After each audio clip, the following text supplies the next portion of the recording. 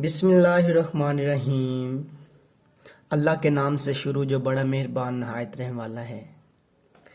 मैं हूं आपका केमिस्ट्री टीचर अजमत फ़ारूक। आज हमने डिस्कस करना है internal energy and first law of thermodynamics.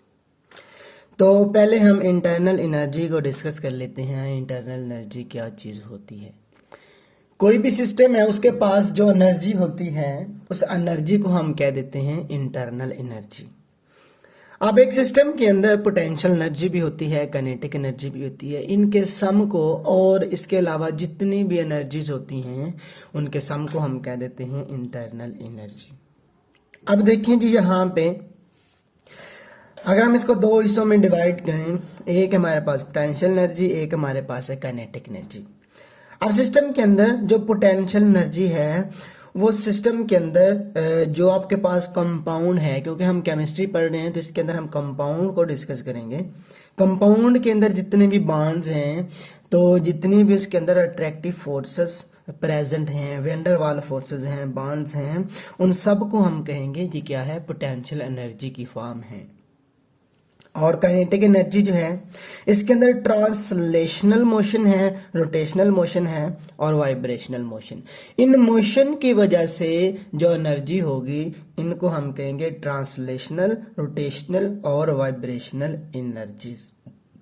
आपको फिगर में नजर आ रहा होगा कि यहाँ पे ट्रांसलेशनल मोशन जो है किसी जिस्म की खास डायरेक्शन के अंदर जो हरकत है इसको हम कह देते हैं ट्रांसलेशनल मोशन। क्योंकि हमें पता सिस्टम के अंदर पार्टिकल्स हैं वो किसी एक डायरेक्शन में हरकत तो करेंगे ही, तो इसी वजह से हम कहेंगे यहाँ पे कौन सी एनर्जी है, ट्रांसलेशनल मोशन।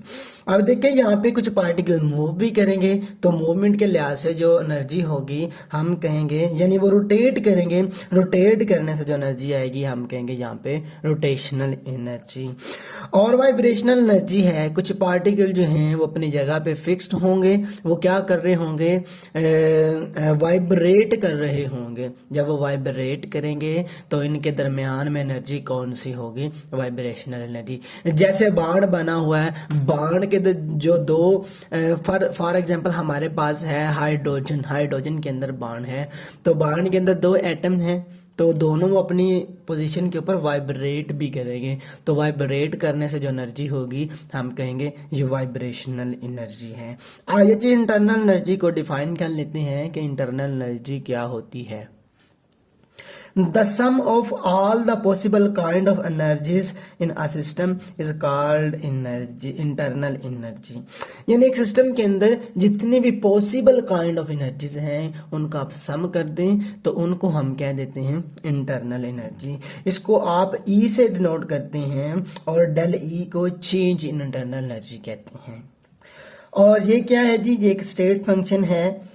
ये सिस्टम की फाइनल और इनिशियल स्टेट के ऊपर डिपेंड करती है, तो इसीलिए हम इसको कह देते हैं ये हमारे पास क्या है, एक स्टेट फंक्शन।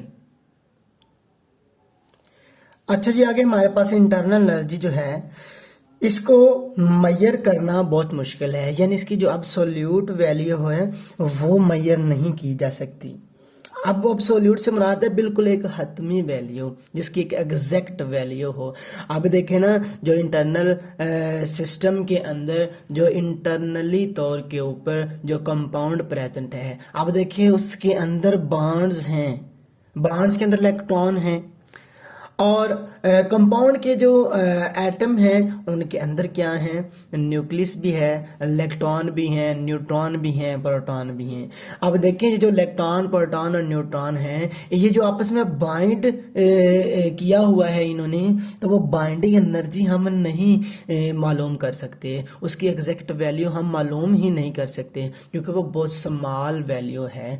तो जब भी कोई इलेक्ट्रॉन की ट्रांजिशन होती है, एक्साइटेशन होती है या डी एक्साइटेशन होती है, तो हम सिर्फ वही जो एनर्जी के अंदर चेंज आता है हम सिर्फ वही मेजर कर सकते हैं। तो इसी वजह से हम इंटरनल एनर्जी जो है इसकी एक एब्सोल्यूट वैल्यू जो है इसको आप मेजर नहीं कर सकते। तो जब भी आपने इंटरनल एनर्जी को मेजर करना होता है तो सिस्टम के अंदर चेंज लेके आते हैं, तो हम क्या करते हैं, simply change in internal energy जो है उसको मेजर करते हैं।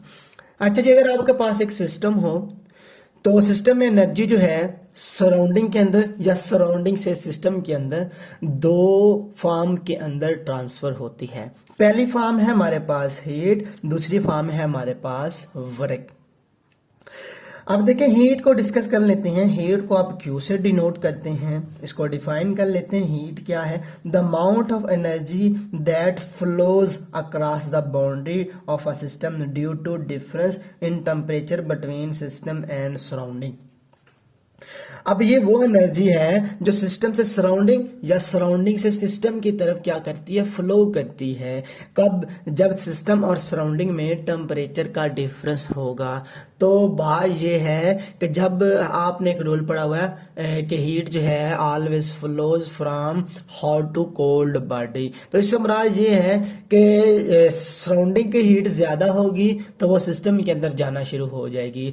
अगर सिस्टम की हीट ज्यादा हो जाएगी तो वो सराउंडिंग के अंदर जाना शुरू हो जाएगी। तो अब देखें, अगर आपके पास जो हीट है वो सिस्टम एब्जॉर्ब करे, तो हम कहेंगे ये कौन सी हीट होगी? Positive heat. इसके साथ पॉजिटिव साइन हम यूज करेंगे। अगर आपके पास हीट जो है सिस्टम रिलीज कर दे तो इसको माइनस क्यू से आप जाहिर करते हैं, यानी नेगेटिव साइन देते हैं। दूसरे नंबर पे हमारे पास है वर्क। वर्क को डिफाइन कर लेते हैं। वर्क क्या कहते हैं? वर्क से मुराद है किसी एक काम करने की सलाहियत को, किसी जिस्म के काम करने की सलाहियत को आप वर्क कहते हैं। अब वर्क के लिए जरूरी है कि कोई ना कोई फासला भी तय हो। अच्छा जी, ये वैसे वर्क बहुत लंबा टॉपिक है, हमने केमिस्ट्री के लिहाज से इसको डिस्कस करना है तो हम इसके टू द पॉइंट ही रहेंगे। Product of force and distance is called work. अब देखें, ये तो इसकी डेफिनेशन होगी। फिजिक्स के अंदर हम यही पढ़ते हैं कि डिस्टेंस और फोर्स का जो हासिल ज़रब है उसको हम वर्क कह देते हैं, लेकिन जब हम केमिस्ट्री की बात करते हैं तो यहाँ पे हम प्रेशर वॉल्यूम वर्क कहते हैं। यहाँ पे इसको एज अ ट्रीट करते हैं प्रेशर वॉल्यूम वर्क। अब प्रेशर जो है वो फोर्स के तौर पे काम करती है, जो वॉल्यूम है वो डिस्टेंस के तौर पे काम करता है, क्योंकि वॉल्यूम के अंदर जो चेंज आता है हमें ज़ाहिरी तौर पे नज़र आता है। तो इसीलिए हम कहते हैं कि वॉल्यूम जो है वो एज अ जो डिस्टेंस है उसको हम ले सकते हैं, और प्रेशर एक फोर्स की तरह होता है तो इसलिए हम क्या कहते हैं, इसको फोर्स की जगह पे ले सकते हैं। तो इसलिए हम कहते हैं यहाँ पे W से जाहिर करते हैं और फोर्स की जगह को हमने P से रिप्लेस कर दिया और S को हमने डेल वी क्यों? क्योंकि इससे मुराद है चेंज इन वॉल्यूम के अंदर चेंज आएगा। अच्छा जी, आगे आए जी। आगे अगर आपके पास वर्क हो on the system, work done on the system, जब आप सिस्टम के ऊपर खुद वर्क करें तो वो कौन सा होगा? Positive work. तो इसके लिए हम इक्वेशन लिखेंगे W is equal to P del V। और अगर सिस्टम वर्क कर दे, यानी work done by the system, अगर सिस्टम के जरिए वर्क हो तो ये कौन सा होगा? Negative work.